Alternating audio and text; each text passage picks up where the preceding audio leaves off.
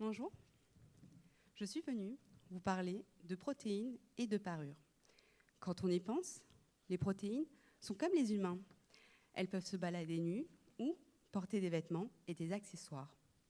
Ces parures dont je vous parle sont des modifications post-traductionnelles qui se font sur les protéines par l'ajout de groupements chimiques ou de petites protéines. Elles nécessitent un groupe de protéines semblables à des stylistes qui apportent et placent ces protéines sur ces modifications sur les protéines cibles. Elles impactent alors leur fonction, leur interaction ou leur localisation.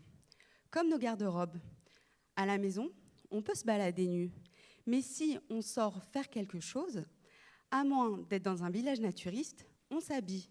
Ainsi, nos vêtements définissent aussi nos activités, nos interactions ou notre localisation. Par exemple, l'uniforme de l'infirmière peut se porter au travail, avec des collègues, dans un hôpital, ou avec des amis dans une soirée déguisée dans un appartement, ou bien à une soirée... Mais bon, plus sérieusement, si l'on transpose ça aux modifications, prenons comme exemple l'ubiquitine, qui peut être portée par des protéines qui réparent l'ADN avec des collègues dans le noyau, ou produisent de l'énergie avec des amis dans la mitochondrie. Dans l'équipe de Christophe Lachaud, au CRCM, nous étudions une modification post-traductionnelle appelée ufimylation. J'aime la comparer à une perle, car les deux sont rares et difficiles à observer.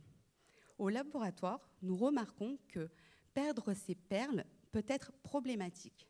En effet, il n'y a pas si longtemps, on a découvert que l'absence d'ufimylation dans nos modèles d'études provoque une résistance à une famille de traitements anticancéreux.